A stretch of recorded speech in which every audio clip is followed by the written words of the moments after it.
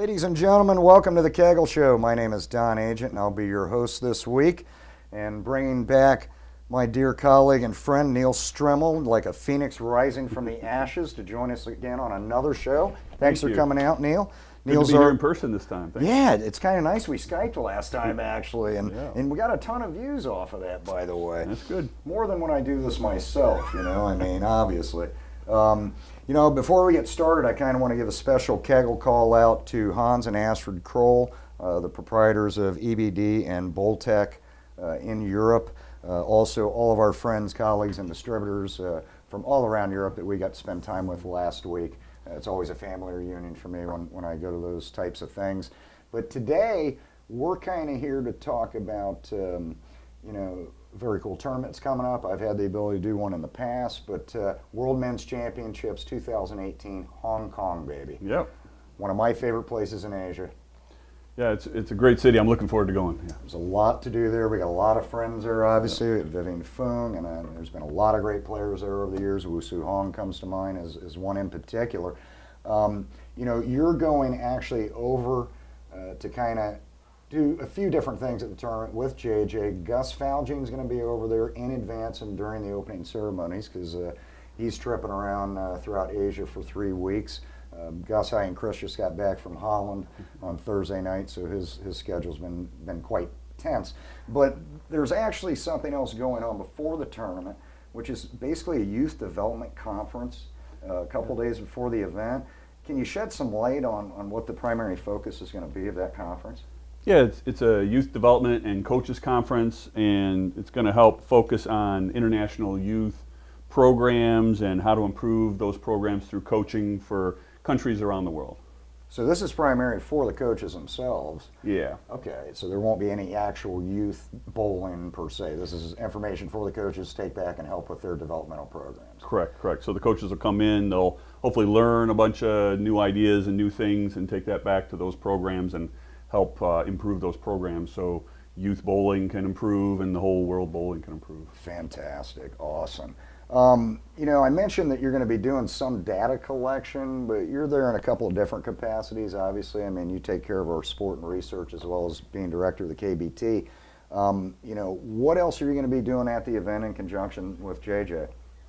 Yeah, so Gus will be there with me up front, and we'll do the coaches conference. We're going to do things like Specto and torch and talk about lane patterns and the flex machine and stuff like that. But then there's also going to be a biomechanics session that we'll incorporate Specto into, so that's going to be kind of cool to put those two things together and do some on-lane testing and research with that, in front of the group, in front of all the coaches that'll be there. So it'll be cool to utilize Specto in kind of a new way. How many people are going to be at that specific conference, do you know? Yeah, I don't know exactly how many have signed up for that, but it'll easily be a couple of dozen. Fantastic, excellent. They'll all be coaches from worldwide coaches. What is what's the venue going to be? Yeah, so it's the SCAA, the South China Athletic Association. I think you've spent some time there. I've been there before too. Done many tournaments there, done over the years. I mean, they went through a renovation since the last time I had done lanes there, but I have to imagine the whole crew, front and back, is probably still there. Very, very welcome, warm place to go, and there's a lot of other neat places around there. I mean, they've got, billiards in that area, and it is a giant complex that surrounds that, without a doubt. How many countries you think will be in attendance? So we've had 46 sign up, so it should be somewhere close to that number. You may get plus or minus when it really gets down to it, but it should be between 40 and 50, and that's a pretty solid worldwide tournament. Absolutely. I haven't done a World Men's in a while, but I had to bring out my 2006 World Men's memorabilia from Busan, Korea, and add a little bit of soju there too. If y'all have never had that before, it's a little bit heavier than moonshine, I think. It's like fire water at its finest. How long is the tournament total, start to finish? Yeah, so it's November 23rd to December 5th, and the coaches conference will be 2 full days, prior to that, and then they do the opening ceremony and everything. Now, typically for these events, if I remember, we as Kegel would go in there and do some preliminary checkups. Has that already been done? Like, did JJ do that in advance? And could you kind of explain what we do before we even go in there to bowl? Yeah, I think it was about 6 months ago. JJ went over there, did the whole setup, which is a lot of things like mapping the lanes, verifying what they look like, and then it's much easier to start determining what pattern should be selected, because if all the lanes run downhill, you don't want to pick a long pattern or it'll play extra long. Sure. And so you need to understand what the topography looks like and what pattern will work best with that topography. So he did all that kind of work, and then he'll be over right at the start of the tournament and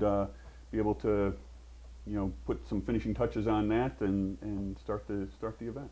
I'm sure he's going to probably get a hold of you and try to take you shopping in Chimsod Choi or Kowloon. I know those are a couple of his favorite hangouts. What's your favorite hangout over in Hong Kong? Yeah, I'm not the shopper that JJ is, and he's got a lot of favorite shops over there, I know. My favorite place to go to over there is the Globe. It's in central Hong Kong. It's a British-style bar, pub, and they have a lot of European beers, Belgian beers. Those are some of my favorites, and so I love to go there. I've been there several times, and I plan to go there again. Good deal. Have one for me. One of my favorite places to go was always the giant boot at Lang Tao that you drive from the airport coming back into Hong Kong or Kowloon. I'll tell you what, I wish you luck. I miss doing those events, and I think you're going to have a great time.